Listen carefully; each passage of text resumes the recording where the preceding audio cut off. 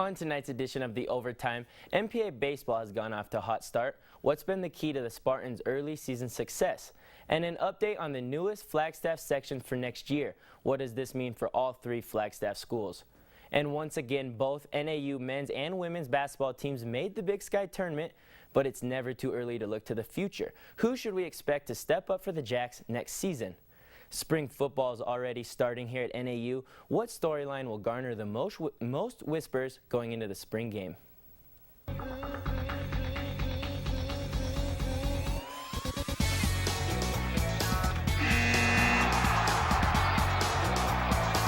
Thank you for joining us and welcome to this edition of The Overtime, Northern Arizona's only sports show. I'm your host, Guy Forbes.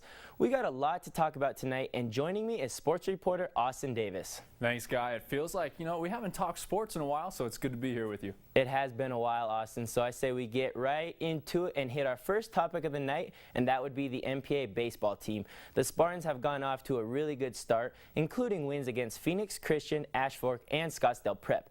Now, Austin, what's been the reason for the Spartans' hot start? I think you can attribute the strong pitching to the success for MPA. Michael Heffernan has been pitching lights out, and their last game against Phoenix Christian was a perfect example of that. Heffernan only allowed 2 earned runs in 4 innings of work. Pitching is always key to a baseball team's success, and that is exactly what MPA is doing right now. In addition to that excellent pitching, they're hitting the ball really well. Austin Gooch, along with Heffernan, Peters, Barta, McDaniels, Brubaker, they're all swinging at tremendous rates, recording multiple hit games. Now, if you can hit the ball well with runners in scoring position, then you're going to add some runs to go along with that excellent pitching. Austin, the question is, can they continue this, though? Guy, I think so. Obviously, hitting will come and go through the season, but pitching can stay consistent, and that's what I expect, especially from Michael. Well, I guess only time will tell. The Spartans have about a week off before their next game against Sedona. Well, after numerous rounds of appeals, the Eagles and Panthers still find themselves in the same division for every sport next year. The difference in these new sections is the teams that will be joining them. Now, Austin, what's the difference between this year's and next year's divisions? I think the main thing to take away from this new section assignments is that Coconino and Flagstaff are in the same division for every sport. This will continue their historic rivalry. If they weren't in the same division, it would be like Michigan and Ohio State not being able to play each other every year. That is how great this rivalry is. A couple of high schools to look out for, though, is Greenway High School in baseball. Greenway is the defending state champs and is recognized as one of the top teams not only in Arizona but in the nation. Coconino and Flagstaff will have to bring their best against the defending champs in baseball. Now, in girls basketball and soccer, Notre Dame Prep has had some close matchups with Flagstaff in both playoffs for both soccer and basketball. So it's going to be interesting to see if those schools turn into rivals. As for MPA volleyball, they are now in Division III and will face some of Coco and Flag's old opponents, meaning they will not have to travel as long of distances as before.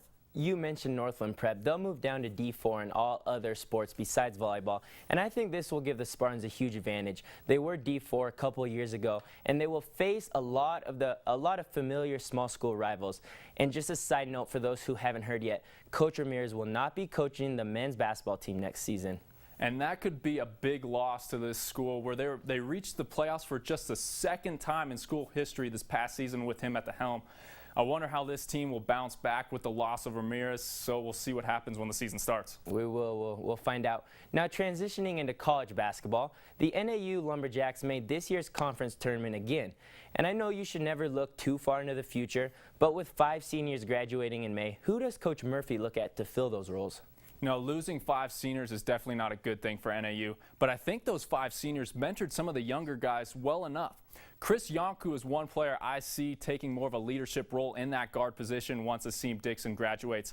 I think Yonku will continue with his style of play, which is to drive to the basket and draw that foul. But if he works on his outside game, that will make the drive to the basket even more valuable, as teams will have to start respecting him from long range. Down low, Jordan Martin returns, and I can see him being a huge part of the offense. He has some great moves down low, and if he can add some more post moves, he can become very lethal.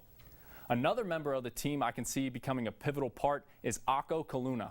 I love how he shoots the basketball from downtown, and he is always around the offensive rim for that putback. What I'd like to see, though, from him is to be more of a force on that defensive end and become that physical presence around the rim that Len Springs was. Austin, I like all three names you mentioned. Now, the women's team, they'll be in a little better shape next season because they only have 2 girls graduating this May. But the problem is they are 2 of the most valuable girls Coach Darling has. And that was proven when all conference honors came out earlier this week. Erikka Banks was named to second team all-conference, and Raven Anderson was honorable mention. As for who steps up, it's wide open, but the 2 names I look at are Brittany Lusain and Tori Lloyd. Lusain is 3rd on this team in scoring at 10 points a game and has been a big part of this team all year. Now, Tori Lloyd is only a freshman and saw limited minutes this year, but after watching many of their games this year, I like her court awareness, and she's automatic from behind the arc. Coach Darling's team is young, so she does have some options for next year. Now, our final topic of the night will be NAU football. Spring ball is sneaking up on us. Now, Austin, if someone asked you, what is the one storyline to keep an eye out for going into spring ball, what would you tell them? You know, look, the most important position on the football field is the quarterback. With Chase Cartwright graduated, the quarterback battle comes down to Jordan Perry and Kyron Poe. Both of these quarterbacks started last season at some point, and if you don't remember, Jordan Perry led a game-winning drive against number 2 Eastern Washington. Now, while Kyron Poe has been a solid starter in his first 2 seasons with the Lumberjacks, it'll be interesting to see who will come out on top of this quarterback battle. And in the offseason, Kendall Taylor transferred from the University of Washington. In his 2 years as a Husky, Taylor caught 32 passes for 256 yards and 3 touchdowns. I think he can become a very dynamic player for the Lumberjacks and help the new starting quarterback for this next season. The thing I'd like to see is one of these guys show consistency. Both were very good at certain moments of the season, but neither stayed consistent throughout. The spring game is coming up quickly, and that'll be the first test for both these guys. Now, coming up after the break, NAU women's tennis was host to NC State. Our very own David Amata has the latest. Stay with us. Welcome back to the Overtime. Now, with NAU women's tennis here in Flagstaff for their first home match of the season, sports reporter David Amata went over to the girls' match with NC State. Check it out. The Northern Arizona University women's tennis team finished their first home series at Continental Community Center here in Flagstaff this last Tuesday against NC State. Already this year, the team has upset victories against UNLV and UC Davis, showing great promise thus far. Amelia Box believes the reason for this is the energy of the team. I think our team has really worked on our energy a lot. We have a lot more energy than most teams and staying together and fighting as a team and stuff. We've also been having meetings before our matches to really get pumped up and make sure that everyone's invested in it. So I think that's really helped us, and we've been training hard and stuff. And that hard work is paying off for the squad. This week they announced having a Big Sky Player of the Week in Jordan Denisek, who is also running for the Wilma Rudolph Student Athlete Achievement Award.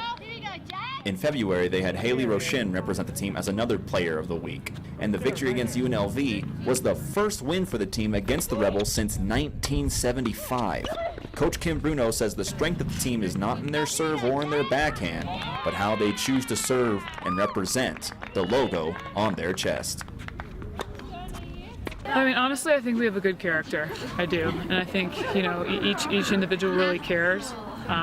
Every time they step out on the court, I think that they want to win for NAU, and that's hard to teach someone. So I think, just character and heart, those are 2 things that we believe in here at NAU, and we work hard to instill in the girls. So, I mean, not necessarily our speed or that, but I think when we step on the court, they're going to know that it's not going to be an easy match. It certainly won't be. UC Riverside found that out when they were defeated by the Jacks 4-0 at the end of that contest. The squad is showing great signs of gelling as a unit thus far, and the camaraderie is going to go a long way as the season continues into conference play. I mean, we do a lot of stuff outside the court. I see them all the time. Even when we finish practice, we'll get lunch together, and it was our friend's birthday the other day, and we're always doing stuff together. So we have a really great team chemistry, and I think it helps a lot in our matches because we know that everyone's there for us and stuff. So yeah, I really love being together and playing. So. The team will begin their main conference schedule on the 16th of March as they take on the road for Northern Colorado. The Jacks are currently 1-0 in conference, having already faced off against North Dakota this year, winning that matchup 7-0.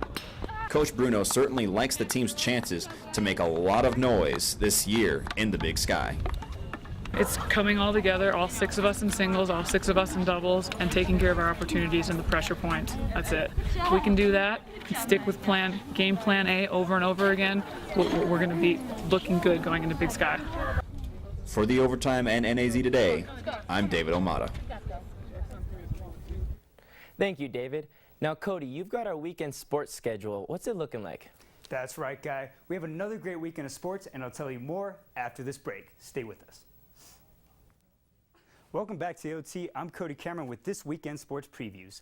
Starting on the baseball diamond, the Flagstaff Eagles baseball team travels to Winslow to play Winslow High Bulldogs on Saturday at 1 p.m.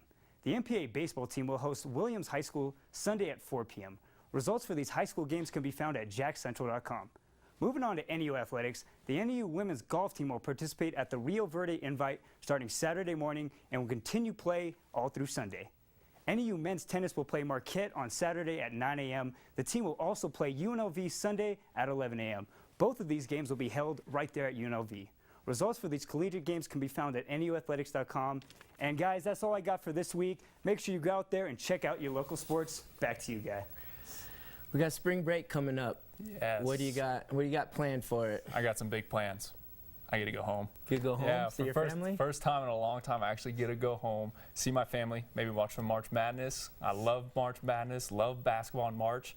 Maybe, hopefully, NAU's in there, win the Big Sky, clinch their ticket, boom, go, let's get it. Absolutely. I'll be watching them from right here in northern Arizona. Cody, do you have any big plans for spring break? You know what, Guy? I'm taking a trip down to sunny San Diego. Gonna enjoy the beach, have some fun. It's going to be a good time. Looking forward to it a lot. Hey, I might be able to see you. That's You know my what? hometown trip. around there. And- I'll see you around I there. might change my plans. I think I'm actually going with Cody to the beach. Well, there will be no show next week because it is spring break. Thank you for joining us tonight, and have a good weekend.